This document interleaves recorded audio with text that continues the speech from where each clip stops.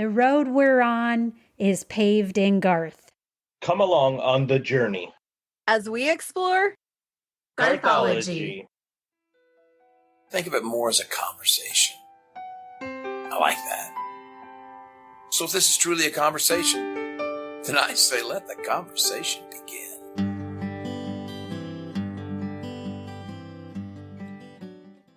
Showtime!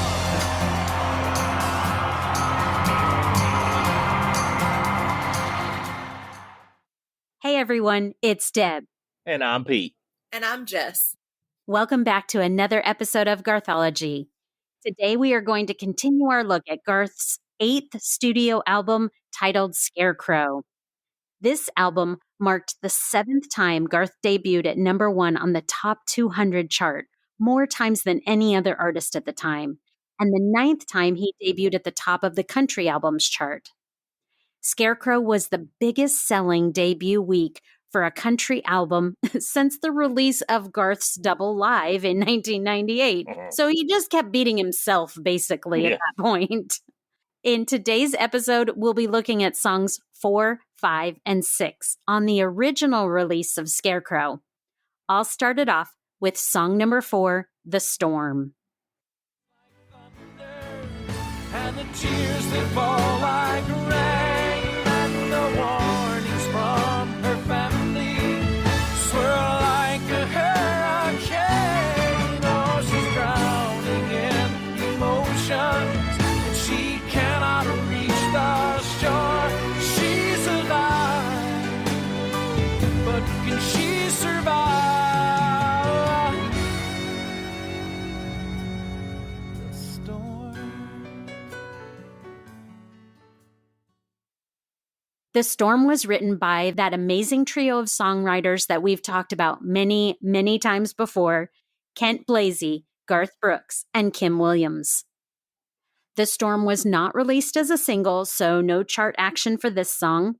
This is an intense song about a woman discovering secrets about her man after he's gone, and she's sad, and the song is it's just heartbreaking. Her family warned her about the man, she didn't listen, and now she's suffering and she's struggling to move on.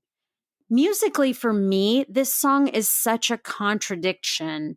In each of the verses, Garth is quiet and somewhat subdued, but in each of the choruses, Garth is at his most intense, I think, on the whole album, which I love an intense Garth, so that for me is the best part. The vocals are so good.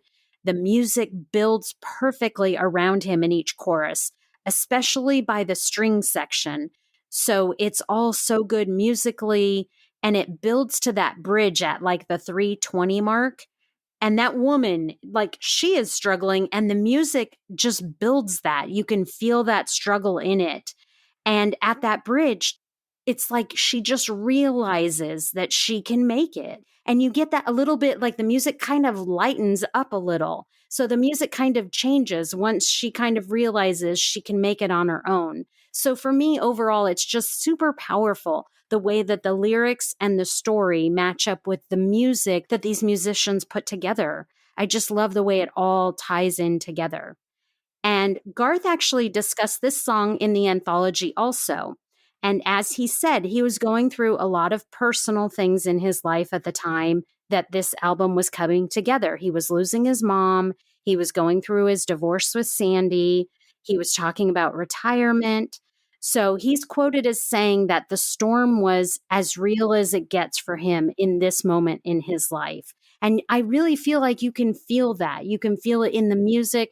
You can feel it in the story. It's so different for Garth, and I think it's all there, and you can feel his emotions coming through. So, Pete, what do you think about The Storm? Truth is, I didn't know much about the song at all. I still don't know much about the song. It's odd for me because I know most of all Garth's songs.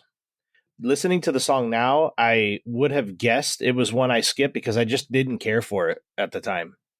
It doesn't grab my attention. I lose my focus listening to it. And even while researching it, I found myself like drifting off and looking like to see what's coming up next. Like, what's the next thing I could research?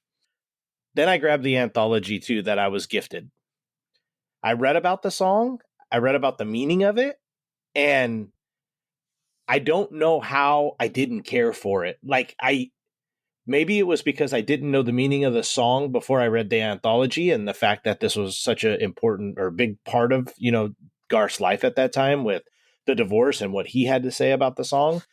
I read that part of the anthology 2 times, and like I listened to the song over and over again, and it like instantly went to my playlist. I cannot believe that I allowed this song to sit idle for so long. And I'm just so happy for the anthology, because without it, the story would have never came through. And I'm sure that I would have never heard the song again. I would not have paid attention to it. I wouldn't have listened to it because I never did before. And I don't have a lot to talk about because I don't know the song that well still. I mean, I just started researching this over the last couple of days, but you could tell the pain in this song. Maybe that was one reason why I didn't listen to it at that time or whatever. It just because there was nothing about it that grabbed. But now knowing like the story behind it from the anthology and where Garth was at in his life and the divorce, wow, what a powerful song. And I'm glad that I was able to give it a second opportunity, I guess you could say, because I really do enjoy it. What about you, Jess? Yeah, well, like you said, I mean, it's one that I could see I love, but I could see how people could skip over it. But I think that we've touched on before, that's one of the great things about the fact that we get to do the podcast and pick back over these songs that maybe we missed the first time around too. And not always because you didn't like them even, or because they didn't catch your attention, but because you have your favorites and your go-tos and you listen to those over and over again. And you do on any album, there's songs that get missed and don't get played as much. So it's fun now to come back and get to find songs that you're like, oh, I'm just at a different place now, or I read it differently or listened to it differently, or I've heard these other songs enough times that I can finally set them aside enough to pay attention to the ones I missed on the album. And so I love that. And I hope that because of what we're doing and talking about it, that maybe there'll be people that are like, I don't know that one either, and I don't remember it, and I'm going to go back and listen to it now and see what I think. Because I think, though it's not like a whole new album, but if you get a new song, a new Garth song here and there because somebody said, hey, go back and listen to this one, then what a treat to, all these years later get to go back and hear it again for the first time.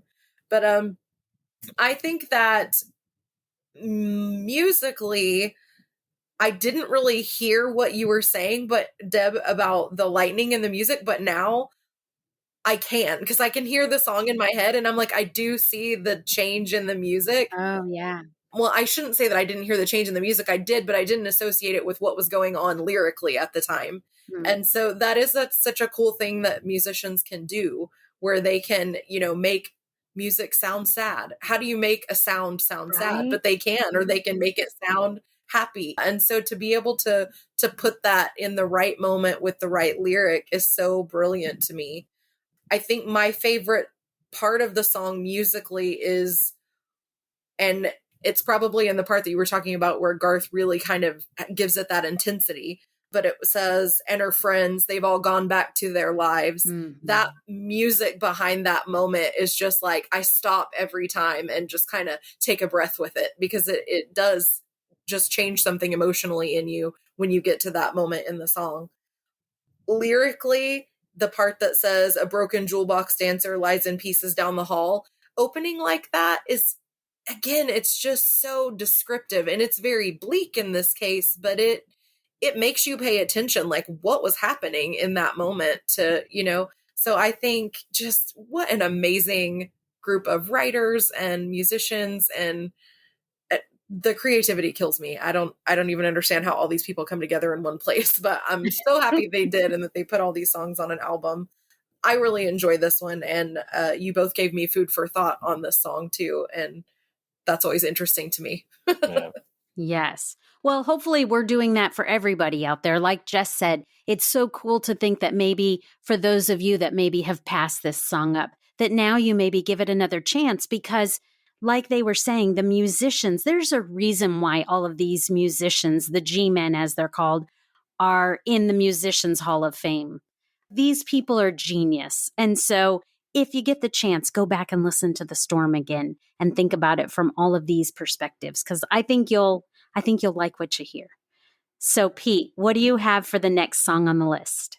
So I get song number 5 off the album, Thicker Than Blood.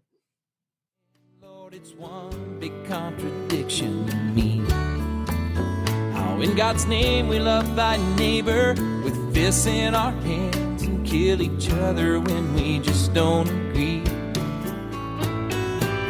Why can't we see the walls we can't see through and see what God's been telling me and you, and that his blood is thicker than water. Oh, but love is thicker than blood. Thicker Than Blood was written by Jenny Yates and Garth Brooks. It was released in May of 2002 as a single off the album and reached number 18 on the Billboard Hot Country Single and Track charts. I say Thicker Than Blood is pushing top 3 on this album for me. I just love this song. I love the story behind it. And I finally got to see him do it acoustic. Well, we all kind of did on the 7th anniversary of Inside Studio G. Right. It absolutely melted me.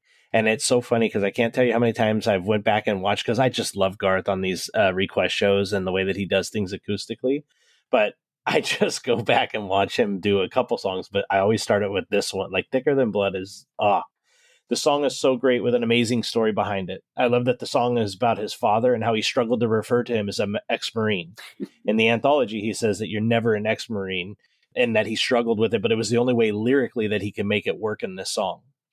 Writing the song with Jenny Yates, she says that she thinks it took her and Garth, they probably worked on the song for over 10 years to finally get it done. I thought that was pretty funny. I don't know what the reason for they struggle with lyrics or just because it meant so much, but I love how the song and the story is about Garth's mom and dad and how they were able to blend families because obviously there was kids from both sides from previous marriages. I love how Trisha says in the anthology that it is probably the most autobiographical song that Garth has ever written. I love the story. I love the song. I love everything about it. And it will always be one. It's funny because there's a couple things I save on social media. I specifically saved this Inside Studio G because of Thicker Than Blood. Specifically saved it. There's a couple other ones that we've been on or whatever, whoop-de-whoop. But his all the request ones, this is the one, and I saved it because Thicker Than Blood. I love the song. It's always been one of my favorites. Listening to the album and going through the research, again, I know it's top 3.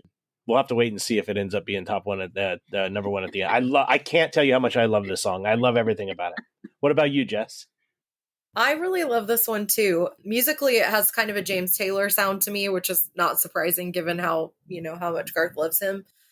I also come from a blended family, and so this one has always been special to me for that reason, because I just identify with that feeling of kind of your family is what grows with you and who you love and not necessarily who's related to you by blood. I love the line, our family never shared the same last name, but our family was a family the same. I definitely lived that. And as a nurse, the second verse appeals to me because it talks about, helping someone in an accident and the blood on the road and the fear that's involved in that. There's, the risk of a bloodborne pathogen. And in a moment when you're put on the spot to help somebody having to make that choice, like, do I risk exposing myself to something that could hurt me or potentially kill me to save someone else in this moment? Like, you only have a split second sometimes to decide. And so certainly that is not unique to a nurse. Any person that could be on the side of a road at any time or in any situation where something similar happens, you have that split second to decide if you're going to help or not. And deciding that blood is thicker than water and love is thicker than blood, you're taking the risk to save somebody regardless of the risk to yourself. And that's very human and very honorable, I think, if you can put yourself aside to help somebody in that way. Thankfully, as a nurse, in the days that we live in now, we have a lot of ways to protect ourselves, but there are generations of people that came before us that didn't have those things, and thankful to those people who made those sacrifices in medical war zones, anywhere that it applied.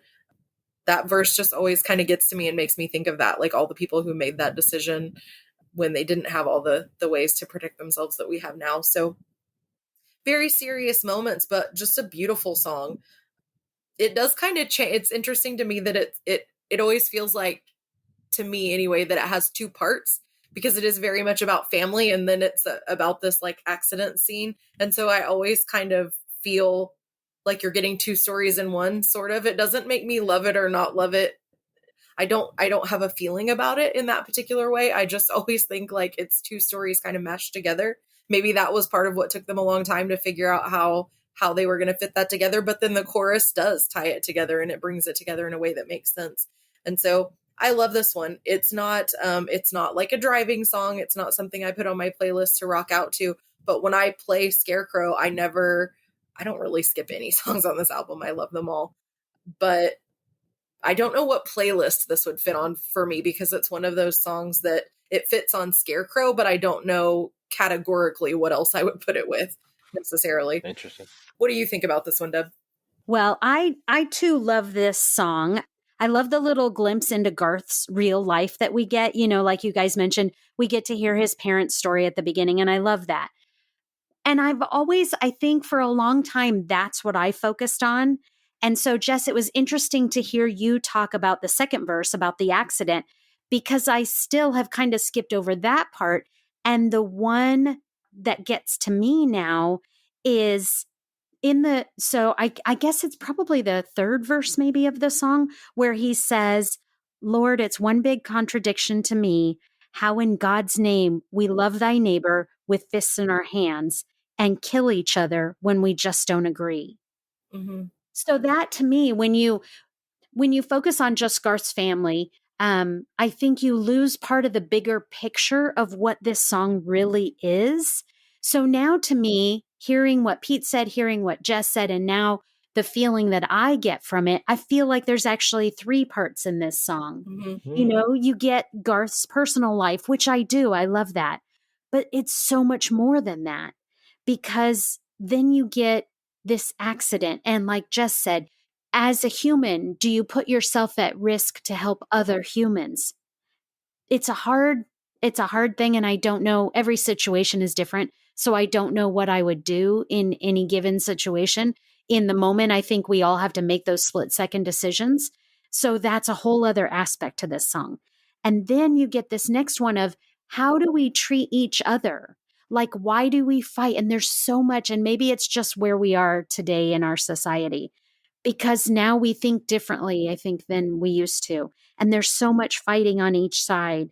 And this kind of plays into why I feel like we had to put out there that our new motto going forward in the podcast is love will always win. And I think this kind of ties into that, because how can we do these things to our neighbor if we can't, if we want to live together in a society where we all can love each other? I think we have to think of each other first and foremost as just human beings, as just people. Mm-hmm. And so I think that plays a lot into my thinking now when I listen to this song. So that kind of sums it up for me. And looking at the anthology, the song was written when the AIDS epidemic was so out of control. And people basically at that time were just afraid to even touch each other. And that breaks my heart. So for me, this song has those three parts. And overall, it's basically just saying what Garth has said all along, which is love one another. And so for that reason, I just don't think that this song gets the recognition that it deserves for the powerful lyrics that it has. So that's kind of what I focus on now when I listen to Thicker Than Blood. That's going to be it for me. To me, it's right up there with the change and the river and the dance. And it has that kind of it can change you as a human if you look at these lyrics and think about what they're saying.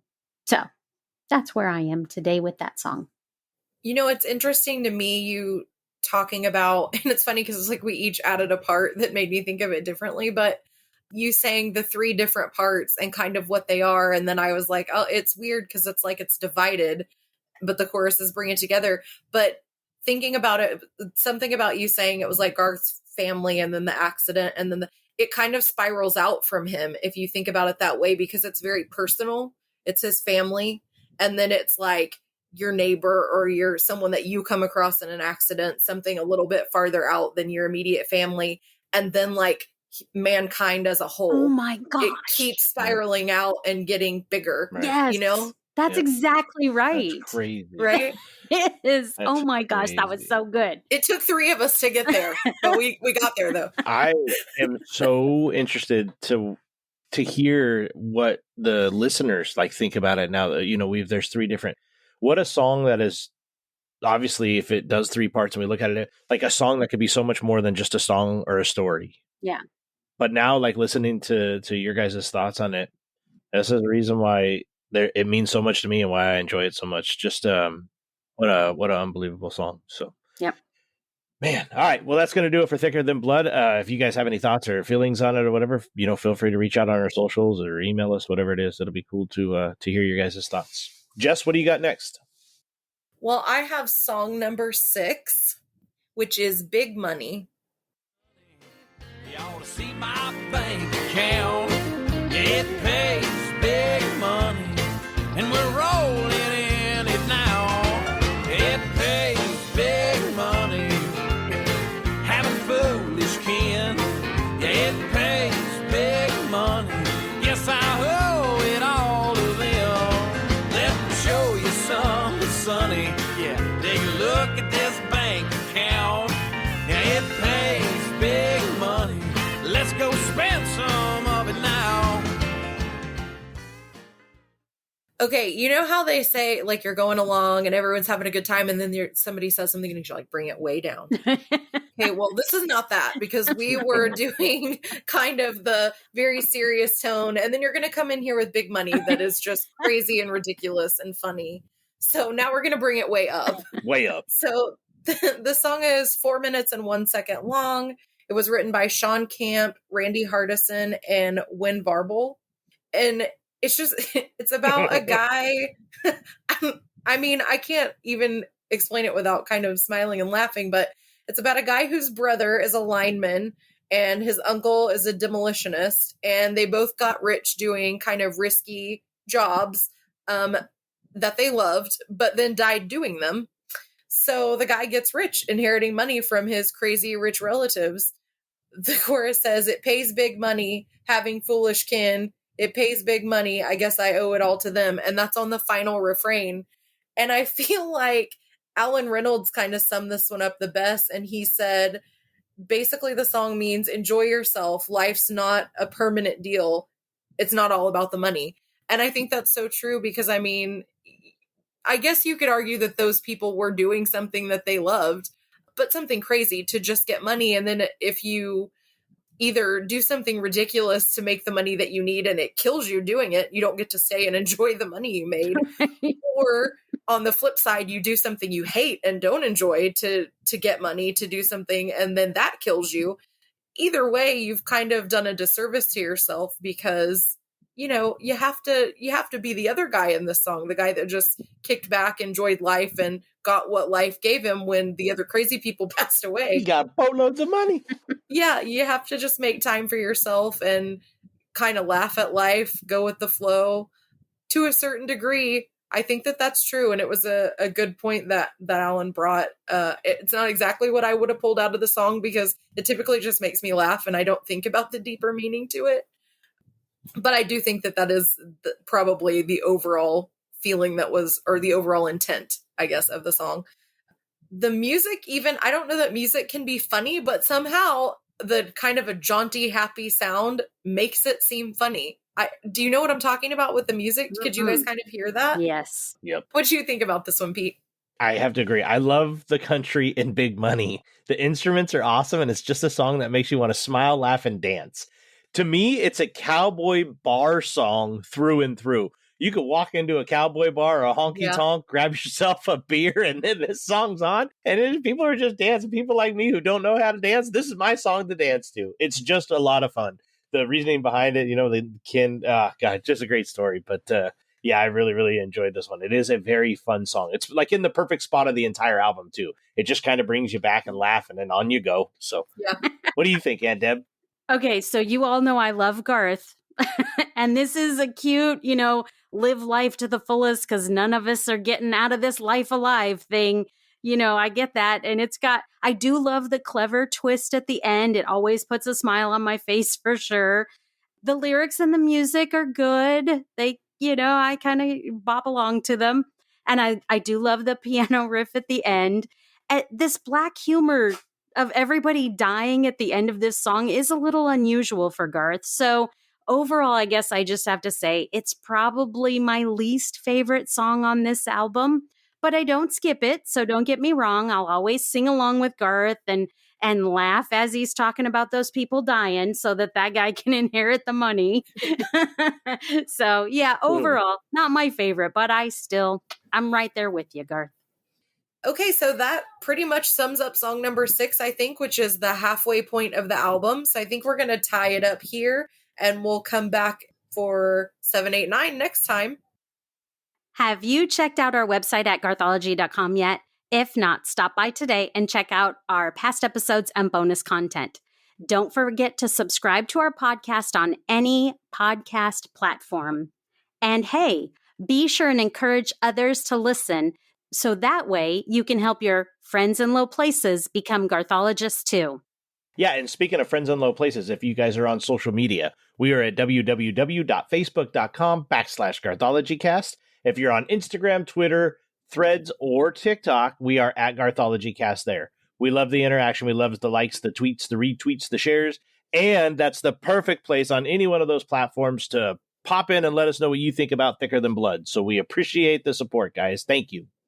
You can hear new episodes of Garthology on the 7th, 17th, and 27th of each month. So please join us for our next episode. Until then, thanks for joining us for another episode of Garthology. And I'm Deb. I'm Pete. And I'm Jess. We'll see you guys next time. Bye. Bye, everybody. Bye, everyone. And remember, love will always win. Finish it! Finish it!